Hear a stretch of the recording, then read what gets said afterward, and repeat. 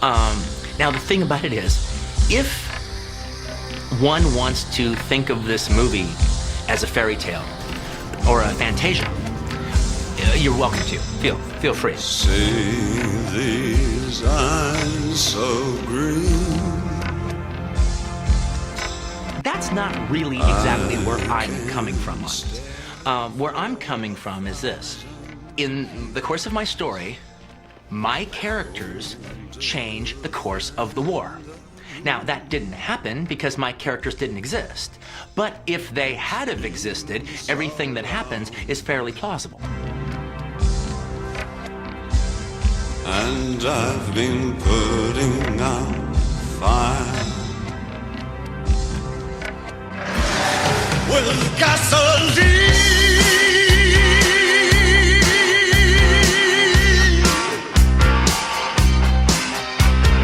See these eyes so red, red like jungle burning bright.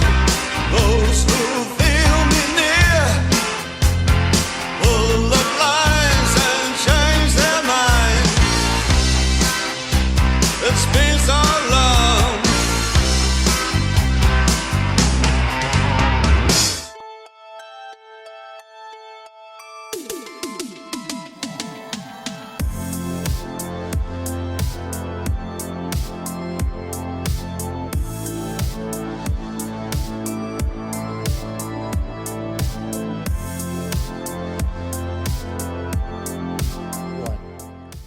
And welcome back to the SuperCaZt, everybody.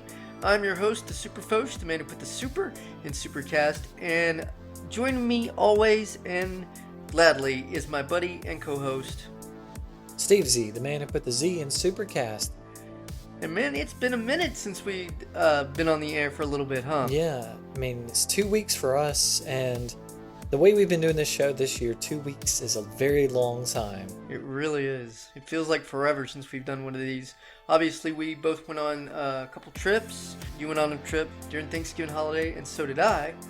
I went to the magical world of Disney in Florida. And where'd you go, man? St. Augustine, Florida, the oldest city in America. So we were both in Florida. And had a good time. Stayed in a nice place. We stayed in this like condo where we had 3 bedrooms. So me and my wife had our own room and everything. And it was just a really fun time. That's awesome. Yeah, you got to recharge. You got to get going again. And oh man, I'm ready to go. Yeah, we're ready to get back to it. So, starting off with a bang. Yes, a literal bang. One of Tarantino's best movies, I would think. And if you're already clueless what we're talking about because you didn't read the thumbnail, this is obviously Inglorious Basterds. Tarantino's World War II film that I was not completely familiar with until I started dating my wife, who was a big fan of this movie. Yeah, look forward to talking about it. It's got a great cast, a interesting plot, and probably one of the best villains in modern cinematic history, I would think, played by the great Christoph Waltz. Yeah, that's what brings everybody here. So I was always a big Tarantino film. Like Kill Bill made me fall in love with that. Went and saw that in the theater. Right. Went and watched all his movies after that. And this one, because there was such a big delay between Kill Bill and this one, it kind of lost its steam. And I remember getting it when it first came out for pretty cheap, watching it once or twice on DVD. I liked it, but it didn't click for me. It didn't click for me till I guess it was about 2 years ago. I popped it in, hadn't seen it in a long time. And then I know your wife, she says this is her favorite. She thinks it's a masterpiece. And while I was watching it that time, I was like, you know what? I think she's got something to that. I think this might be his best one. It's really great. And I watched it again the other night. I guess it was about a week or two ago. And I watched it in beautiful 4K. And I'll get into that disc later because I know it's sort of controversial. But this movie just is amazing. I love the suspense. And that's the thing that I think that brings this above his others to this point.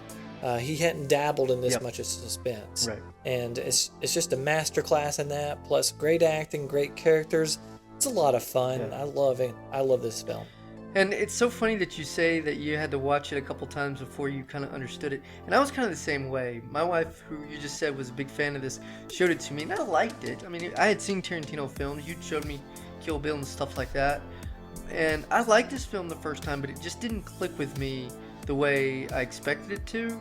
But then we've watched it a couple more times, and like you, man, this movie just gets better with each view. I'm not sure it's my favorite Tarantino film because I really, really like Once Upon a Time in Hollywood.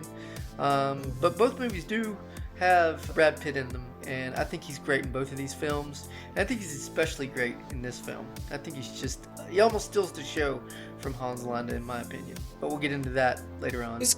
He's close to it. Yeah. I'm ready to talk about his performance later. Yes, for sure. Lead us Before we on. get into that, though, let's kind of go over everything here because we've got a very, very good cast. You've got Brad Pitt, as we just mentioned, playing Lieutenant Aldo Rain. We've got Melanie Laurent, who plays Shoshana. More on her in a bit, of course. And, of course, you've got the villain of Hans Landa, played by Christoph Waltz, and so on and so forth. There's a lot of people in this cast, so we won't hit everybody, but we will try to mention as many people in this as possible, including B.J. Novak from Office fame, who plays, his character's name is Private Mithin Utvich. I'm probably saying that completely wrong, but he's of course known in the movie as Little Man. So he's also another character I find interesting in this film. But as far as the plot goes, kind of explain this to people. And by the way, guys, this movie's a few years old, so we are going to spoil it. This is going to be a heavy spoiler episode. So if you guys have not seen Inglorious Basterds, please go see it, and then join us back here and give us your thoughts. But kind of give everybody sort of a condensed version of what we're dealing with in this World War II epic. Well, I guess it ties into sort of the whole story of how this film got made. So right after Jackie Brown, this was the one that Tarantino was working on, and he was really excited about it, but the story was too long because he's like, I don't know, this is too long for a film. It's going to either be a miniseries or a huge novel or something. And just so happens that he started working on Kill Bill, and then after that he realized that, I basically, Shoshana, that from my original version, is basically the bride from Kill Bill. So he had to go back to the drawing board. And the first two scenes of the film, the first two chapters, that was part of the old script. And then the rest of it he wrote really fast. Once he had like a breakthrough of the whole Zoller character of like having this hero, this film premiere, and then from there he just built the rest of the film. But story, I guess it starts off with Once Upon a Time in Nazi-occupied France, and it's a very tense scene. Very much is one of the tensest scenes I've ever seen. I think so. In It's my life. like I said, this is a masterclass in suspense, and in this we have Hans Landa, the SS operative known as the Jew Hunter, and he's on his way because he thinks at this dairy farm there might be some Jewish people. You want to talk about this scene before we get to the rest of the plot? I mean, I feel like you just have to because definitely talk about the movie just drops you into this, and it starts off, you got this beautiful scenery and everything, but then things go just very uncomfortable pretty fast. And here's the thing that makes this scene really work is, of course, Christoph Waltz. I mean, he owns this scene. This is his scene, and I can imagine, how awesome it was just to watch him work. Even as bad as this guy is, but he's so charming. I mean, my wife talks about that all the time. The scariest thing about him is he doesn't come in there and just bang on the door and go, "Where's all the Jews?" and all this kind of stuff. He comes in there and acting all friendly and nice and, polite and complimentary. And it's such a, you know something bad is going to happen. You just have this gut feeling that this is not going to end well for somebody at least. And, he just gives this air of almost gentleness, at least at the start. Yeah. And then it kind of goes from there. Yeah, he's just playing with them. He's just toying with them. Because he knows they're there, and that's the thing that adds tense to the scene is we know they're there too. We see them under there, and we're like, oh man, this is getting tense. And like you're saying, his performance is perfect. He's charming. At the same time, he's very menacing, and that's a hard line to straddle. And we just can't take our eyes off of him. And this is probably his best film that he's ever done. I mean, I know he's great in Django.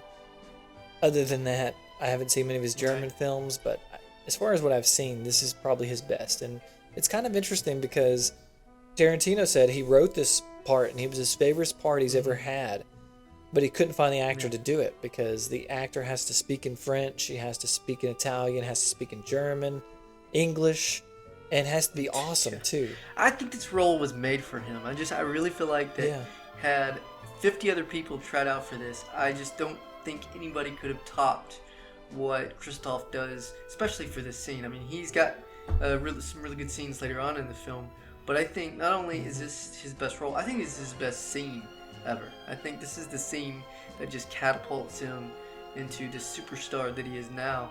And as you mentioned, he's awesome in Django. I think he's kind of cool in the Bond films too, for at least what he's given anyway. But this film in particular, I think, is the one his whole career is going to be judged by, because it's you know. And the thing is, he's not well known coming in here, so you don't know where this guy's come from. You're not, especially when you watch this film for the first time. This is your introduction to this guy's work, and he just grabs you by the throat, and you're just like, holy crap, this is acting right here. I mean, it's just almost Daniel Day-Lewis kind of acting, you know. Yeah, it's perfect. And it's really neat. I read this one story about how he had to prepare. He wasn't allowed to prepare with any other actors. He could only do his lines with Quentin. And that way, whenever he went and performed it with the other actors, their shock or whatever they're hearing for the first time coming out of his mouth, it's just blowing them away so that their reactions are real. Sure. And it's really cool. I really love his stuff. I mean, we'll probably come back to him later because he's pretty much the thread that runs through the whole film. He's the main antagonist. And we also, as we said, we're introduced to Shoshana in this scene. She's a little girl. And as you said, it's spoilers. But yeah, her whole family gets killed right beside her. And she barely gets away with her life. And just to mess with her, yet again, he says, "Au revoir, Shoshana." And that's the end of our first scene. And we're just already thrown into it. It's like, oh man, what's this all about? And then it just abruptly changes. All of a sudden we have Brad Pitt's character getting the Basterds together, and they're gonna go off and wreak havoc behind enemy lines. And then we're introduced to Diglets, and he kills all these guys. So we get introduced to these guys, and I don't know, what do you think about Brad Pitt and all these Basterds?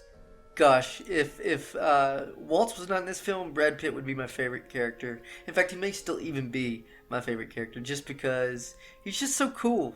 He doesn't flinch. He's definitely a pretty tough dude, and he's not really scared of anything, or at least that's what you kind of get from his attitude. And I think Brad is just awesome in this film.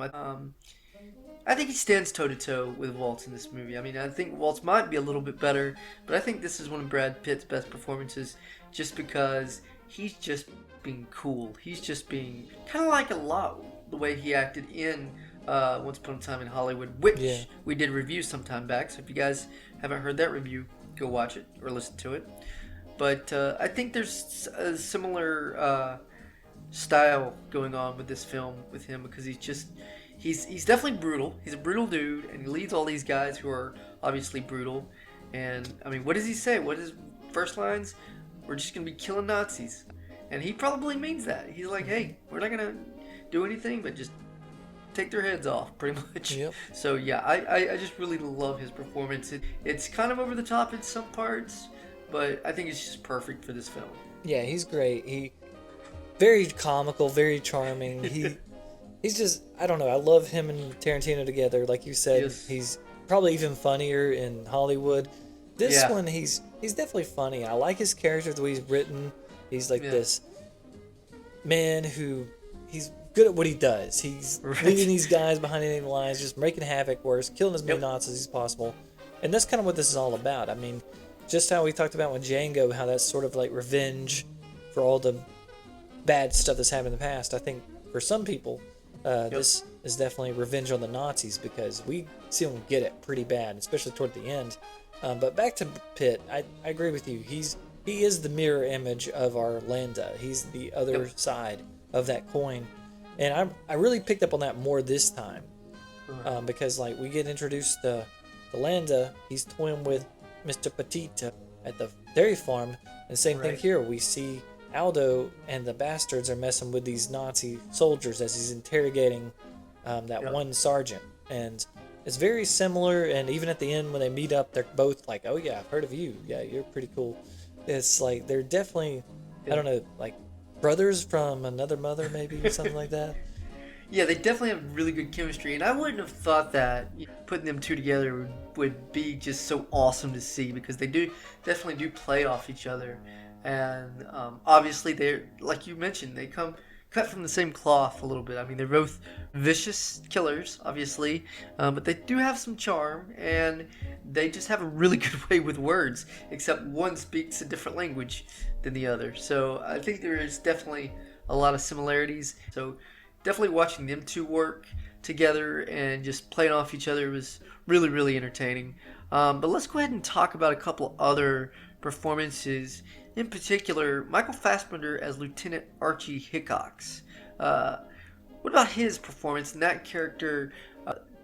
Did you notice in this viewing or in past viewings that really stands out for you on his performance? Yeah, so the first time I watched it, I think he was kind of forgettable, but I don't know Right. what was wrong with me because the past two times I've watched it, I've just been blown away yet again. He's perfect through the lines, but I think the main thing is he's got the air of this soldier. He's this British guy. This is just, oh, this is what I do. It's my king country. And he's also into film and everything. And he's very confident, almost a little too cocky. That being his lack of preparation is what gets his group killed eventually. But I think the big thing is just his line delivery, and just especially when he's talking his English accent. I think that's when he's at his best. His German, I think it's supposed to sound kind of off, Right. but same time, I think he's just great scene. I love it. The little bit he's in this film, he steals the show. Yeah, I agree with you. I do like his performance. It's not my favorite character, and I think that there's probably better performances, in my opinion, in this film, but I think he does bring a really good side to this film, and he does a really good job with what he's working with, and his character, I think, is a very good part of the story and everything, but like I said, it's just not my complete favorite. Yeah. He's just kind of a side character. He's not tied to the main plot so much because, yeah, after he's done away with, it's like, okay, what purpose did he have? But Right, exactly. he's just like a guy that shows up in a chapter or two in a book. Yeah, but again, I think he does a strong performance. I don't want to Yeah. mix words or anything. I think there is a strong performance there. There's just not a lot there. So, I mean, we could talk about several other people, but I do want to at least hit on one more performance, unless you want to talk about someone. But I do want to talk about the adult Shoshana, played by Melanie Laurent, and her performance. Talk about her performance, and specifically when she meets up with Landa again, which is probably one of my favorite scenes in the whole film. What do you think of her performances, and that scene in particular, and any other scene you want to bring up? Yeah, I like how it opens up with her in that third chapter. She's an adult now. You see her taking down the stuff from the movie theater, and that's where the plot gets further, because we find out that this guy, this famous sniper, is having a movie made on him and Zoller, and he's picked her theater because he has a crush on her to do this. Yeah. And I think that's when she shines the most before the big stuff at the end, is just how she's just totally turned off by this guy. Everything he says, she just reacts with her face. And she's definitely great with her French accent. I mean, obviously that's her native tongue. Yeah. And the scene, like you said, with her and Landa, it's another suspenseful scene, because Oh, it is. sitting there just ordering dessert, and it's the most tense thing ever. It's like, you must have the cream. And he's just questioning her, like, about the theater, about her past. She knows who he is, and it's just like so many emotions going on. It's like she's thinking about the past, thinking about what he's done to her, but at the same time, she can't give it up. Otherwise, he's going to smell through it and realize, okay, you are not who you say you are. Right. I totally agree. I think as great as that opening scene is, and like we said, it's probably the best scene in the film, I think the scene at the table, I think it's a close second for me, just because of how everything goes down. And she puts on a great performance. I think she's really, really good in this film, too. I think she holds her own against all these really good male performers. She's tense, but she's tough. She's got a toughness about her, much like Uma Thurman. I think there's a lot of similarities in the way they act in these films because they're both tough, they're both pretty, but then you just don't want to mess with them. And I think she really holds her own with Landa in this scene. I think it's a really, really powerful scene where, she's probably inside like scared to death, but on the outside she's acting pretty tough. So it's a really incredible scene, and as you said, just really intense. Yeah, and I think my favorite part with her is just seeing her make that decision to go through with this revenge. How she's going to burn down the theater with all the Nazis inside, kill Hitler, all that stuff. I just love that, and I'll come back to that scene later just because it is possibly my favorite scene in this whole film. No, I agree with you on that one. Yeah, but we'll come back to that. There's a few more cast members I really want to talk about. Yeah, man. For me, it's the other leading lady of this film, Diane Kruger, as Bridget von Hammersmark. Oh, yes. Yeah, she's great in the scene where she first meets up with Fassbender and all his crew. And she's playing the movie's actress, for one thing, but she's also playing this movie actress that is betraying her home country, Germany, helping these people out. So she's definitely putting up a lot of fronts when she's in this meeting. So I think it's really cool because she's being very charming, but at the same time she can't give anything away whatsoever. And then to me, her best part is that the scene after she's been shot and everything, and Aldo gets her and is like trying to figure out, what are we gonna do now? This place got all shot up, and she's like acting all tough, and she's like, well, your guy, he's an idiot. He held up 3 the wrong way. And then after that, she's, you guys cannot speak Italian. You guys are ridiculous. And I really like that scene too. I forgot until you started talking about that scene. Yeah, I mean, it's just incredible the way she kind of holds her own too, because again, these are some pretty nasty people that she's dealing with here, and I liked her performance. Not much more I can say other than what you said, so I agree with you, sir. Yeah, can I talk about one performance I don't like? Oh, sure. Okay, so it's the scene that, to me, it's my toughest scene because I see why it's there, but at the same time, I don't like it as much as the rest of the movie. Okay, what's that? And that's the scene I was talking about earlier where Aldo is confronting those Germans. Yeah. He's got them at their mercy. And we get introduced to the Jewish bear, played by Eli Roth. I just do not like this guy and his performance. Yeah. I think he's a terrible actor, personally. Yeah, I agree with you. I think that scene kind of brings the movie down a little bit, and I'm not a huge fan of Eli's myself, so I agree with you on that one. Yeah, it's just that whole scene.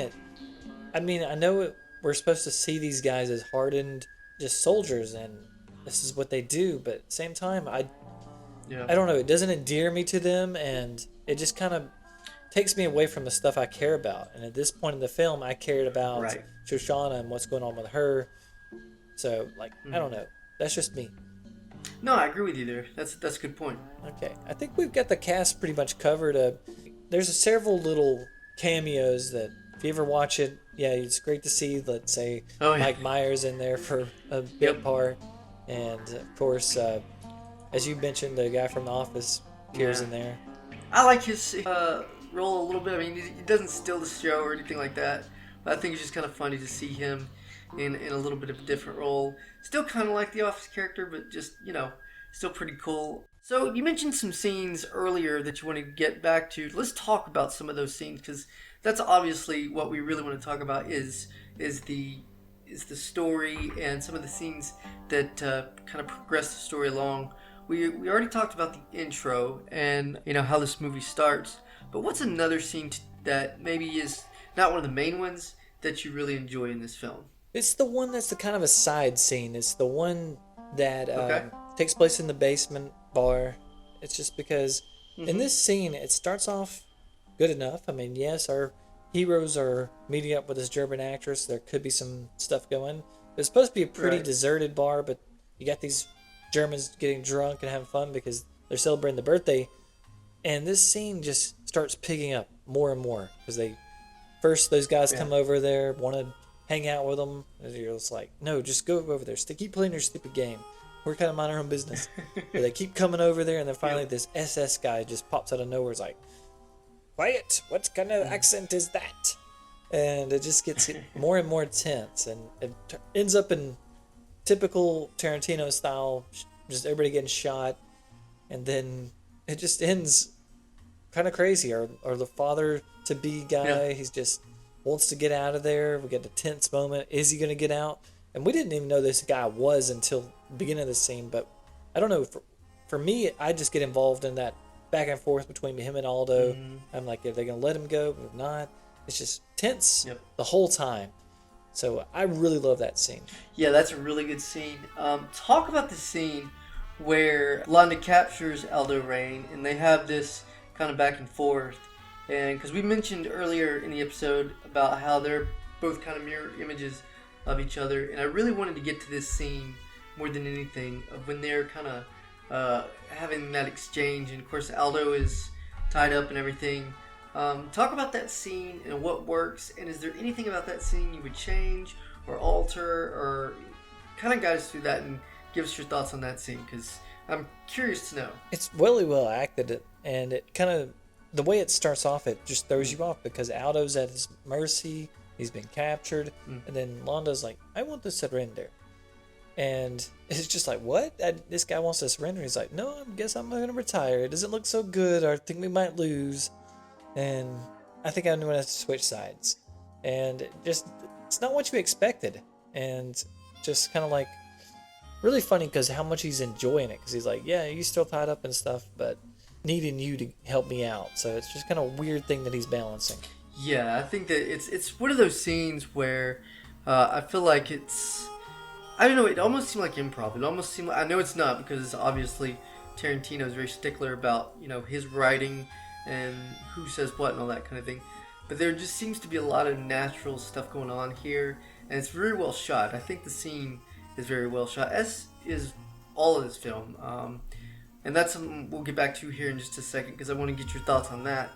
But in particular for this scene, like many other scenes in this film, there is a lot of anxiety and there's a lot of tension with a little bit of comedy mixed in there, but it's not too much. There's comedic stuff in there, but it's not like comes a Mel Brooks movie or anything like that, obviously. But I think that's what this scene kind of encapsulates, is that it's tense, but obviously these characters are not afraid of each other, and they're not really intimidated by each other, except maybe Landa might be intimidated by Aldo. I don't know. What's your opinion on that? Because me and my wife have talked about it, and do you think that that's the case where Landa is afraid of Aldo Rain, or no? No, he's not afraid of anybody. He thinks he's in charge. That's why it's really, he's shocking to him whenever he finds out that Aldo betrayed him at the end. He's like, what? This is not how the plan's supposed to go. He thinks he's in control the whole time. Even every conversation he has, he's leading what he wants. And you'll notice when a woman's involved, it gets even worse. Like with he goes after Bridget von Hammersmark and ends up strangling her in a very tense scene. But he's just, I don't know, he's got this weird sort of grin on his face all the time. It's just a game to him. He's having game with words, game with the people. He thinks he's just smarter and better than everybody. Yeah, I agree with you on that. I think that he is very confident in his abilities. I think he's very confident in who he is as not only a person, but as a military man. Much the way they said that, Hitler might have been, that kind of thing. Very confident. He's really charming, and we've talked about that before, especially in the opening scene. And that's something that, for a person that ruthless, to have that side of him is really intimidating, because you just never know when this guy's going to just snap and start taking people's heads off, which could come at any time.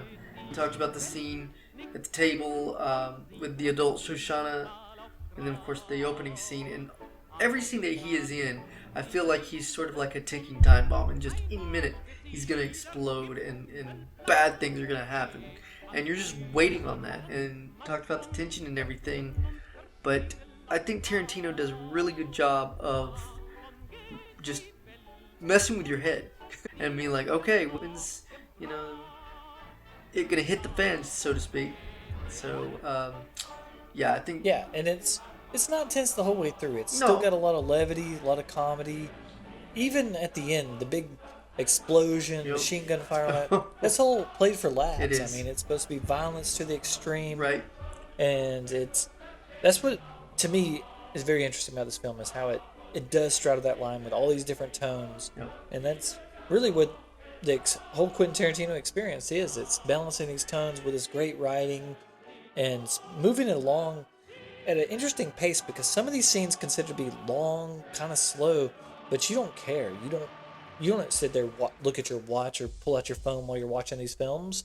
They're just, you're glued to it. Yeah. And there is one more scene I want to talk about, and I think it's probably his most beautiful montage he's ever shot. And he's got some great ones, but this one in particular, and I'm not saying this because it's a David Bowie song being featured, I knew you were gonna mention it. but whenever the Cat People song is playing by David Bowie, and Shoshana's getting ready for her killing spree, it is just my favorite.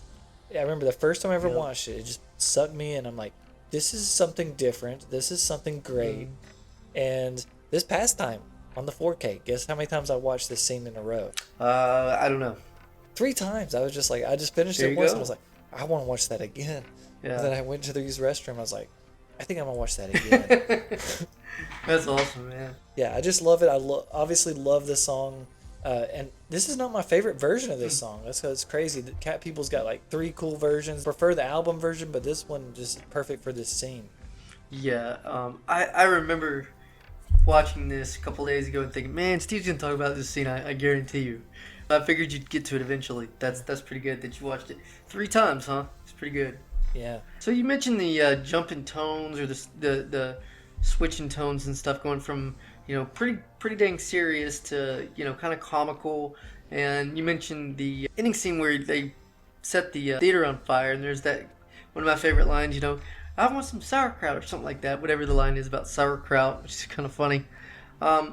But talk about these switching tones, and why does this work for Tarantino specifically in this film when sometimes it doesn't for other people? What do you think he knows or does that keeps all of this kind of together in one perfect box? I don't know. I think it's the way he sets it off at the beginning. Like when he's first talking about the movie, he has like let's say our first scene we were talking about.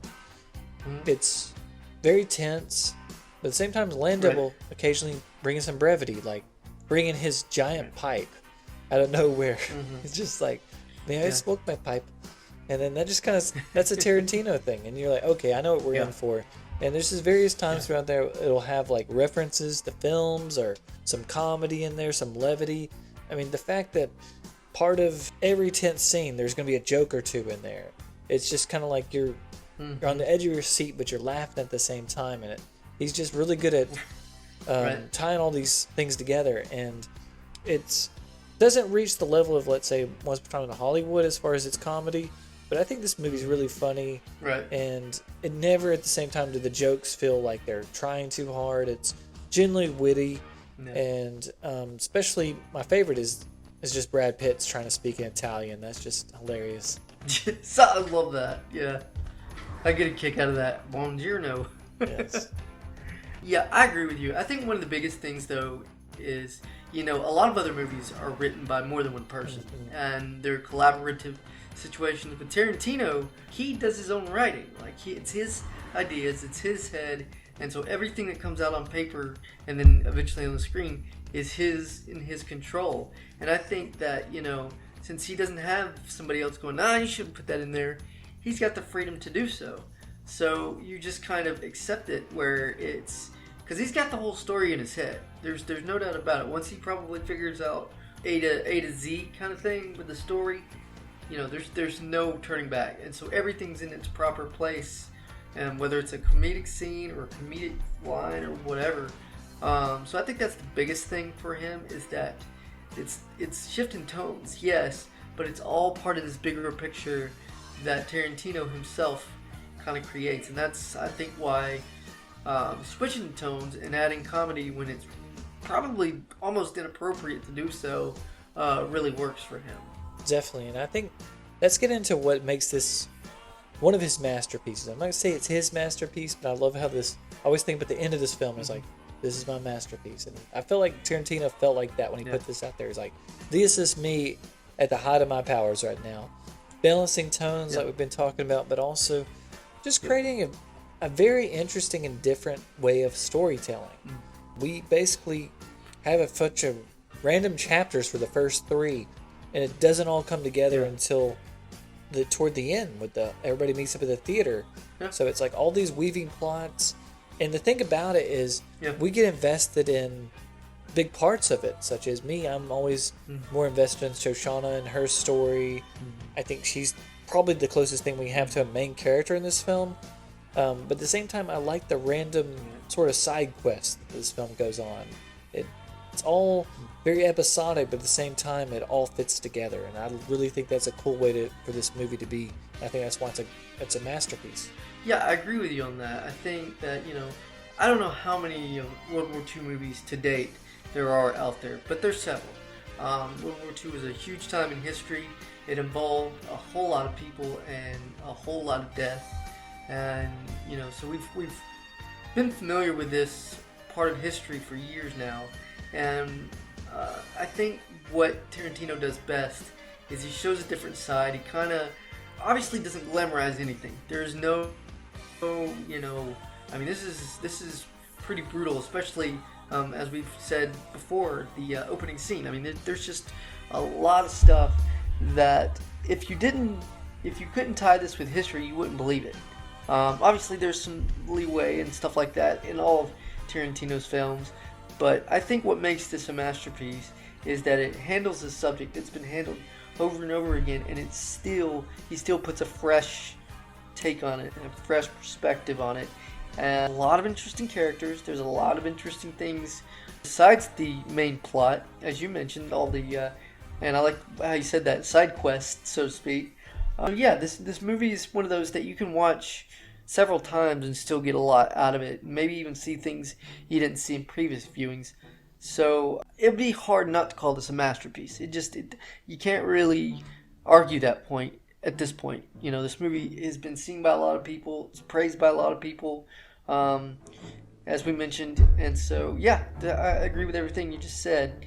This is a really solid film, and it doesn't age.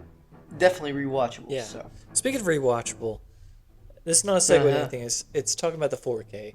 Because I said I'd talk about it. So there's a major controversy about it because when it first came out, a lot of people said it's crap. It doesn't look that great. Yeah. And I was kind of skeptical because I found out all this stuff after I already bought it, but I hadn't seen it yet. Right. So I was like, I'm going to pump it, just see if it's okay. And I was like, okay, what's this fuss all about? So I thought it looked pretty good, and then I started watching online and asking people, like, why do people say this is crap? And then there's like several people reviewing it and say, no, it's not that bad. And then people online was like, some people came out early and said there's like DNR on it or something. But I don't know. I think it's definitely an upgrade over the Blu-ray. Because I watched the two back, just comparison, and I'm like, no, the colors are so much better. And it's not the best 4K ever, but hey, it's definitely not crappy like people were saying it was. Could have been their TVs, man. Could have they just been watching all the wrong TVs, Wrong setting. So, well, that's cool. The 4K's really taken off, and I figure, especially like a wartime film, there's not a lot of war in this film, but it's based around war, so I figured it would look really good. And so if you say it looks really good, I will take your word for it, sir. Yeah. Especially in my favorite scene. Right. I had to watch it like 3 or 4 times in a row. Well, again, folks, we do appreciate you guys joining us on this. This is a really, really, really good film. If you're a fan of Tarantino and somehow, some way, have overlooked this film, give yourself a chance to watch this film. I guarantee you will not be disappointed. I don't know if it's my favorite of Tarantino's films. I'm still leaning towards Once Upon a Time in Hollywood is probably my favorite, just because Brad Pitt in that one too. So I don't know. Maybe it'll change one day and switch to that one. I don't know, but I really did enjoy watching this film, and I really hope that we've done it justice, because it's definitely a film that you can get a lot out of, as we've mentioned. Thanks again, guys. Look out for our next episode, which is going to be another classic. Stay tuned for that. And remember, guys, we have a YouTube channel. Just search for SuperCaZt with a Z, and you can watch this one and all of our videos that we've uploaded. And follow us on Twitter at SuperCaZt, and let us know what you think about these films and what you'd like to hear next. For my buddy Steve Z, I am the Super Foch. We'll catch you guys next time on the SuperCaZt.